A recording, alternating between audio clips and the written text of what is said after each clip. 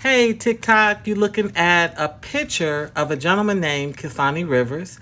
Currently, he is with the Ancestors. The gentleman behind him is Spike Rebel, and many of the instruments that were donated to the Volta region, to Peki Adzokoe, came as compliments of this musical duo.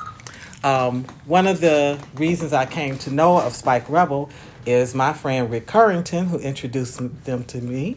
And he also was sweet enough to bring the instruments that Spike gave him on behalf of the music program that we're trying to build in Peki. So I wanted them to have an opportunity to talk about Khailfani and why this picture, they donated this picture, it will hang in the wall in the music program there. I want them to have an opportunity to say who he was, why this was important, and yeah, why this program matters to them.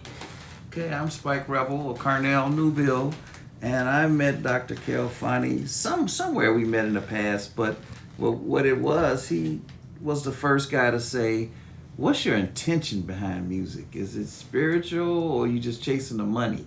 So his experiences with me were brought me into playing a lot of cultural instruments and seeing how sound could be used for healing. And I believe he had a band called Sound Therapy, which I played for also.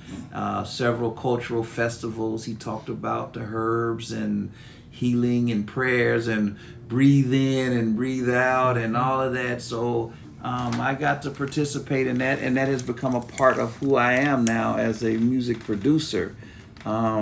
There are meanings behind rhythms, not just shake your butt and just what we hear on the radio. So these type of guys are not on the Grammys, but they exist, and so it's an honor if you do that for him. And I have some instruments that she doesn't have that are like, you don't even see them in America. Right. You know, he has a giant bass harp, which is something you don't hear on the radio.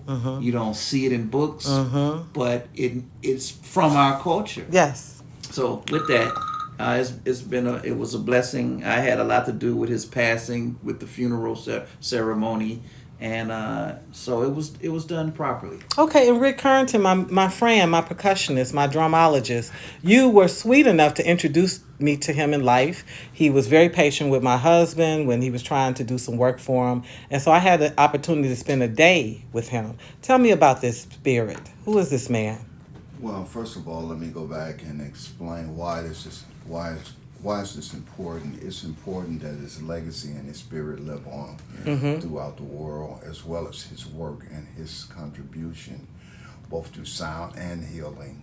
I think it's important to share that for the younger generation and our culture. Yes. As well as Khailfani Rivers, who was one of the first individuals that opened up the platform on a professional level where we can go and play and actually perform for other people.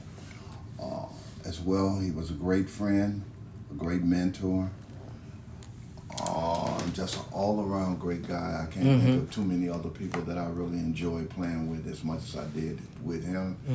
As far as percussion, drum circles, so forth and so on. I had a wonderful time with him, a wonderful experience throughout of my life and his.